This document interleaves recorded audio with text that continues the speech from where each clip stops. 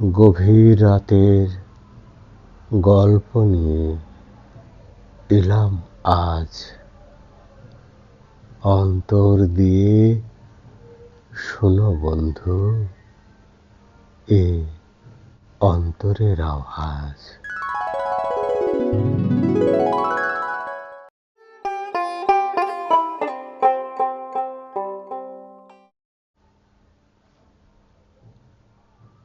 সুপ্রিয় বন্ধুরা, আজ আমি আপনাদেরকে শোনাব দুটি ছোট ছোট গল্প।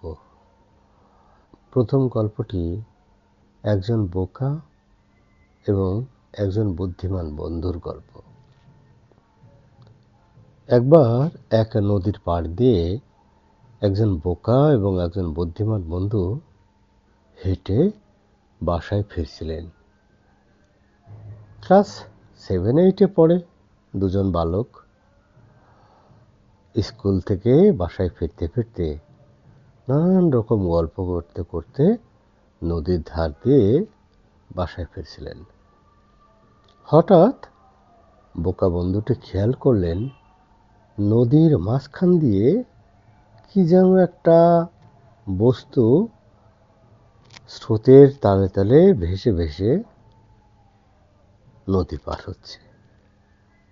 তাৎক্ষণিক বোকা সেই বন্ধুটি চালাক বন্ধুটিকে জিজ্ঞেস করে বলল, দোস্ত দেখ, কি যেন একটা কম্বল সদৃশ বস্তু নদীতে ভেসে ভেসে আসছে।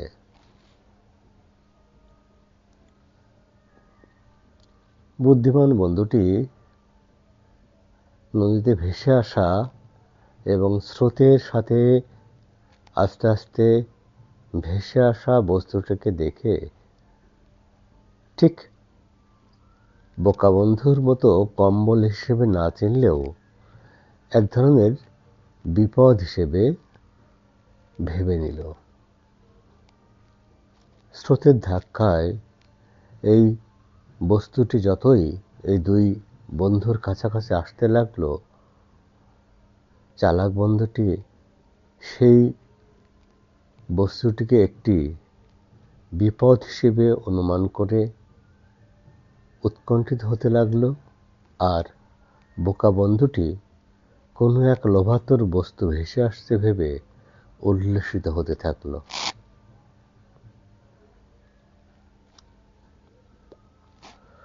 একটা পর্যায়ে বোকা বন্ধু বলল, দোস্ত দেখ, এটি ভেসে আসা একটি কম্বল। আমি কম্বলটিকে এক ঝাঁপ মেরে ধরে নিয়ে নদীর থেকে উপরে তুলে নিয়ে আসব। সাথে সাথে চালাক বন্ধুটি তাকে বলল, এমন ভুল তুই করিস না, এটি কম্বল না। অনর্থক এটাকে কম্বল ভেবে তুই এই নদীতে ঝাঁপ দিস না এবং স্রোতের সাথে ভেসে হারিয়ে যাস না। কিন্তু বোকা বন্ধুটি চালাক বন্ধুটির কথা কোনো রকম পাত্তা না দিয়ে হাতে রাখা স্লেট খাতা বই চালাক বন্ধুটির হাতে বলল, এগুলো সব ধর, আমি 5 মিনিটের ভিতরে কম্বলটাকে নিয়ে পাড়ে চলে আসছি। তারপরে এটি শুকিয়ে শীতের সময় ব্যবহার করব। চালাক বন্ধুটি বোকা বন্ধুকে অনেকবার বাধা দেবার চেষ্টা করলেও সে কোনো কথায় কর্ণপাত করল না, বরং এক ঝাঁপ দিয়ে কম্বলটির উপরে গিয়ে আছড়ে পড়লে। কম্বলটি ধরার সাথে সাথেই কম্বলের নিচেই থাকা বিশাল বড় এক ভাল্লুক জলের ভিতর থেকে মাথা উঁচু করে বোকা বন্ধুর ঠিক ডান হাতটা চেপে ধরল। হঠাৎ কম্বলের এমন ভল্লুক সদৃশ দৃশ্য দেখে বোকা বন্ধুর মতোই চালাক বন্ধু পাড়ে দাঁড়িয়ে হতচকিয়ে গেল।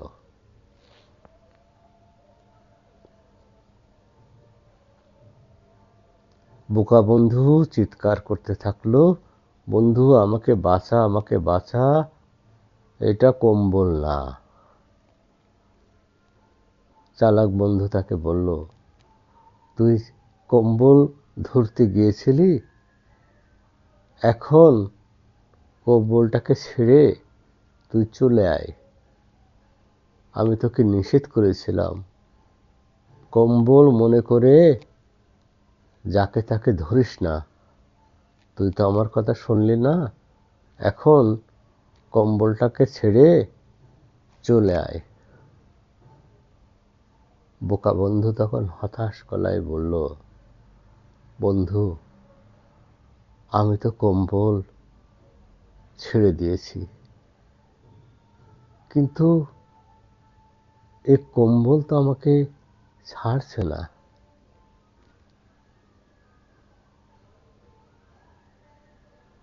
অনেক সময় আমাদের জীবনের সামান্য একটি ভুল পদক্ষেপ